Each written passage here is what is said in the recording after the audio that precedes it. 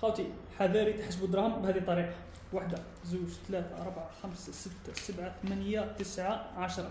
10 تاع الميتينات يعني شحال؟ 2 ملايين. بصح هذه ماهيش 2 ملايين. لو كان نقلبوها نعاودوا نحسبوا بنفس الطريقه. 1 2 3 4 5 6. 6 اوراق من جهه و10 اوراق من جهه واحده اخرى. كيفاش؟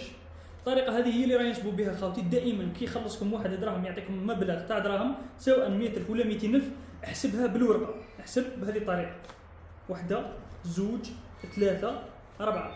دونك لو كان تجي تشوف هنايا الورقه هذه واش راهم دايرين فيها. هذه ورقه من جهه وثلاث اوراق من جهه. شوف دايرين لهم سكوتش هنا، هاو سكوتش.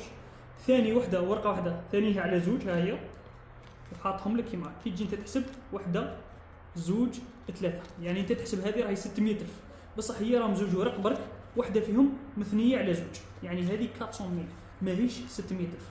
يحط لك 2 اوراق ولا 3 مثنيين على بعضهم بعض، ماش غادي يسرقك في دراهمك كامل، بصح يسرق لك مبلغ محترم من الدراهم تاعك. كابابل تسيب روحك في الخساره. انت بعت له منتج باش تدي معاه 100,000 فايده، تسيب روحك خاسر 500 ولا 600 ولا حتى 800 ولا مليون من الدراهم اللي عطاهم لك. دونك حذاري ثم حذاري، دائما كي تبغوا تحسبوا الدراهم احسبوا بهذه الطريقه. 1 2 3 4. احسب بهذه الطريقه باش تتاكد من الدراهم اسكو راهم مثنيين بهذه الطريقه ولا لا. ان شاء الله هذا الفيديو يكون فاتكم.